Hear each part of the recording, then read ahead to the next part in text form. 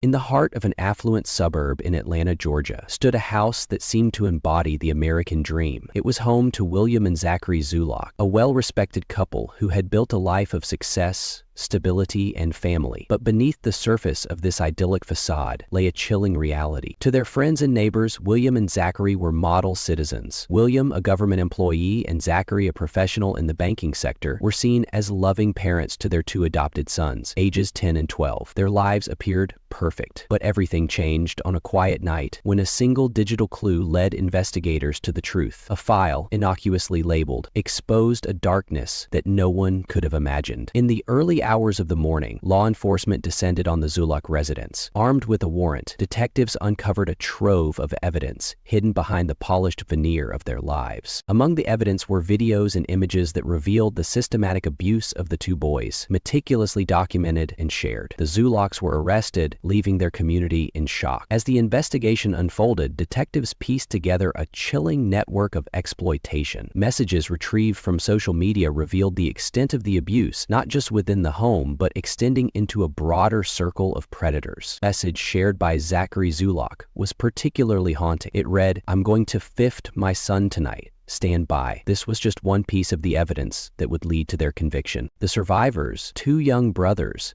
displayed extraordinary courage. Despite years of manipulation and threats, they found the strength to speak out. Their voices became the cornerstone of the case against their abusers. And believe that such things ever happened, understanding that so many people were killed and wounded and left to lie the way they were. In court, the evidence was overwhelming. Videos, messages, and witness testimonies painted a damning picture of the Zulocks' actions. Prosecutors described their home as a house of horrors, where their dark desires took precedence over everything else. The judge, appalled by the depth of their depravity, handed down the maximum sentence, 100 years in prison for each defendant, without the possibility of parole. Justice, though delayed, was served. Yet, the story does not end with their sentencing. It is a stark reminder of the vulnerabilities in our systems and the importance of vigilance. These boys, now free from their abusers, have begun a journey of healing. Their resilience is a testament to the human spirit, a light in the darkest of times. Out of tragedy, there is hope, and from hope, the resolve to ensure no child endures such horrors again. While the Zulocks may have been the perpetrators of these heinous acts, the case has highlighted broader societal issues. Experts have since delved into the gaps in adoption and child welfare systems that allowed this to happen. The adoption agency, once revered for its work in placing special needs children, came under scrutiny. How could such predators infiltrate a process meant to ensure the safety of the most vulnerable? The agency has since pledged to overhaul its vetting procedures. Community reactions to the case were varied. Many expressed their outrage and heartbreak, but some neighbors questioned how the warning signs had gone unnoticed for so long. The Zulocks' friendly demeanor masked their true nature, leaving many to grapple with guilt and disbelief. Old neighbor, who often saw the boys playing outside, said, "They seemed happy. We had no idea what was happening behind closed doors." Despite the grim details, there is hope for systemic change. Advocacy groups have rallied to support the survivors and push for legislation that strengthens protections for foster and adopted children. These efforts aim to ensure that future adoptions are conducted with the highest standards of safety and oversight. The Zulock case has become a catalyst for reform, sparking a nationwide conversation about child welfare. As for the two boys, their journey toward healing is ongoing. They are surrounded by a network of therapists, advocates, and a new foster family dedicated to helping them reclaim their childhood. Through art therapy and counseling, they are finding ways to express their emotions and rebuild trust. Their smiles, though tentative, are a testament to their strength. The Zulocks' crimes may have cast a shadow over their lives, but the resilience of these boys shines brighter. Their bravery has inspired others to come forward, breaking the silence that often surrounds abuse. This case serves as a stark reminder of the darkness that can exist even in the most unsuspecting places, but it also underscores the power of community, vigilance, and justice. The court proceedings also highlighted the critical role of law enforcement in uncovering these crimes. Cybercrime units worked tirelessly to track down every piece of digital evidence, from encrypted messages to deleted files. Their work was pivotal in ensuring the perpetrators could not evade justice. These unsung heroes often deal with the darkest corners of humanity, and their commitment to justice is unwavering. suffering. Their work serves as a reminder of the importance of funding and supporting specialized units trained in tackling digital exploitation. For child welfare advocates, this case was a watershed moment. It prompted new discussions on the psychological toll of abuse and the long road to recovery for survivors. Therapists emphasize the need for patience and specialized care in rebuilding trust and self-worth for victims. Survivors often face an uphill battle, but with the right support systems in place, they can thrive. Advocacy groups have also stressed the importance of creating safe spaces where survivors can share their stories without fear or shame. As the Zulaks serve their sentences, their case will remain a benchmark for how the justice system can respond to such heinous crimes. It also stands as a chilling reminder of how even the most outwardly perfect families can hide unimaginable horrors. In the aftermath, the community continues to heal, united by a shared commitment to vigilance and support for the most vulnerable among us. If you suspect a child is in danger, speak up. Your voice could be the one that saves a life. Together, we can ensure that no child endures such horrors again.